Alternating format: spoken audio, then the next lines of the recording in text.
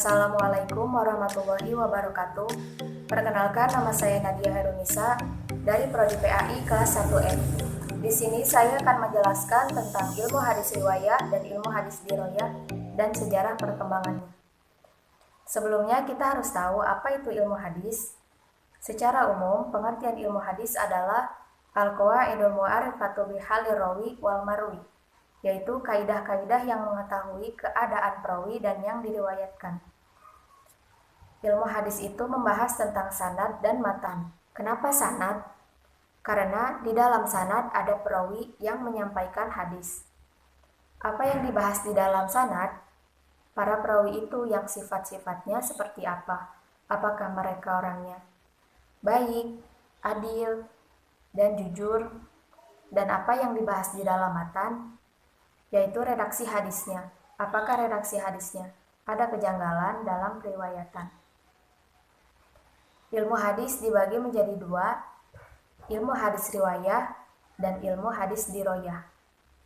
Ilmu hadis riwayah adalah ilmu yang mempelajari tentang segala perkataan Nabi, perbuatan Nabi, periwayatannya, batasan-batasannya, dan ketelitian dalam redaksinya.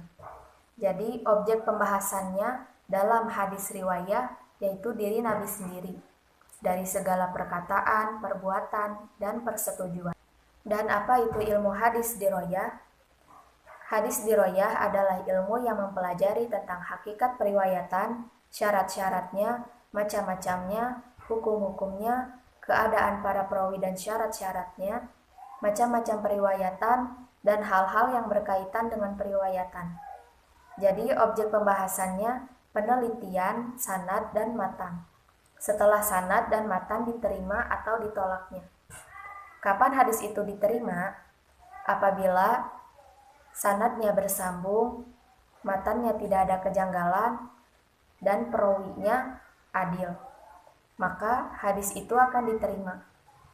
Jika perawinya tidak adil, tidak dhabit atau tidak kuat daya ingatnya, maka hadis itu tidak akan diterima. Dan saya akan menjelaskan tentang sejarah perkembangannya. Pada awal-awal Islam, Nabi melarang hadis itu ditulis, karena Nabi khawatir jika tulisan hadis dan Al-Quran akan bercampur. Tetapi hal seperti itu hanya bersifat kondisional saja. Pada waktu itu, para sahabat sudah banyak yang bisa tulis-menulis. Pada masa sahabat disebut dengan takliru riwayah, pembatasan periwayatan.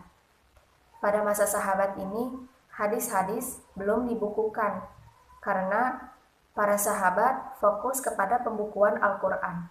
Lalu pada masa tabi'in disebut dengan masa pengodifikasian hadis oleh Khalifah Umar bin Abdul Aziz baru dibukukan. Khalifah Umar bin Abdul Aziz ini menyuruh gubernur agar menyuruh para ulama untuk pembukuan hadis.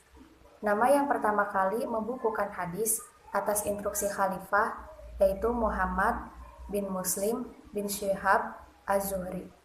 Beliau seorang ulama. Lalu pada masa tabi'in disebut dengan masa kejayaan atau masa keemasan. Sebab ulama sudah berhasil memisahkan hadis-hadis dari yang sahih dan yang bukan sahih. Mungkin cukup sekian dari saya tentang penjelasan ilmu hadis riwayah dan ilmu hadis diroyah dan sejarah perkembangannya. Mohon maaf bila banyak kekurangan dan kata-kata yang salah. Wassalamualaikum warahmatullahi wabarakatuh.